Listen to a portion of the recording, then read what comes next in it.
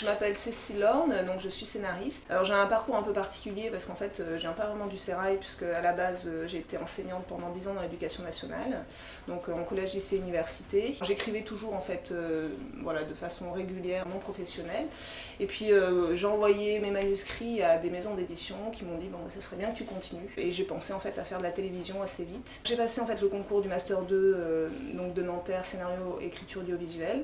Dans la foulée, donc j'ai vendu mon premier projet. Et après, pour me faire connaître, en fait, j'ai passé en fait des fonds d'aide à l'innovation du CNC. Donc j'ai obtenu plusieurs fois le fonds d'aide à l'innovation, qui a permis à mon nom un peu de circuler dans la profession. J'ai commencé en fait à être diffusée, donc il y a 4 ans, avec une première série en fait qui s'appelait H24.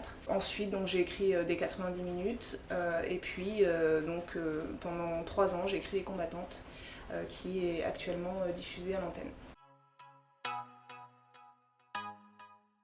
Pour Les Combattantes, en fait, la petite graine qui m'a vraiment donné l'idée en fait, d'écrire cette série, c'était un documentaire de Fabienne Thébault qui était passé sur Arte, qui s'appelait Les femmes dans la guerre de 14, qui avait en fait un angle très féministe, donc qui racontait la guerre de 14 à travers des visions, des personnages de femmes. C'était pas des personnages, c'était des gens qui avaient vraiment existé. Et à partir en fait, de ce documentaire, j'ai décidé en fait d'insuffler en fait une trame romanesque, donc pour créer en fait une série de fiction. Et la guerre est partie pour durer. Vous voulez faire quoi quand il a une de front? Je viens travailler. J'ai besoin de vous. De vous toutes. Que dois-je faire?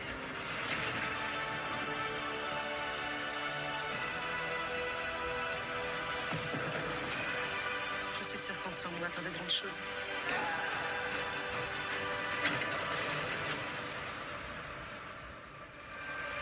Inédit, Les Combattantes. Sur donc, des destins de femmes et j'ai en fait essayé de voir quelles étaient les combattantes les plus... quand on pense à la guerre en fait, qu'est-ce que faisaient les femmes vraiment dans la guerre et sur le front. En fait je ne voulais pas qu'on simplement traiter la guerre de façon, on va dire comme on l'a traité d'habitude, c'est-à-dire en gros on a la femme qui attend son mari qui est parti faire la guerre, donc je voulais vraiment montrer les femmes sur le front. J'ai pensé, donc les vraies combattantes pour moi dans la guerre de 14, c'était les infirmières, les prostituées et puis les femmes aussi qui reprenaient les usines de leur mari. Romanesque, puissant et fantaisiste. J'ai l'impression en fait, que si je pars avec une idée très carrée en fait, d'une collaboration, je risque d'être déçue. L'idée c'est vraiment de prendre la collaboration comme elle vient en fait, c'est-à-dire les gens avec qui je travaille, aussi bien les producteurs que les auteurs, et puis à chaque fois de créer un prototype de collaboration et puis de voir en fait ensemble qu'est-ce qu'on peut construire qui soit nouveau. Je me souviens d'une première collaboration qui s'est vraiment très bien passée puisque on travaillait vraiment dans la confiance en fait avec le producteur. On avait la même vision du projet, bon même si en fait de toute façon la vision de départ est toujours infléchie par justement les échanges et les rencontres qu'on fait, mais vraiment ce que j'avais apprécié dans cette collaboration c'est que le texte final en fait avait toujours le germe en fait de ce que je voulais raconter.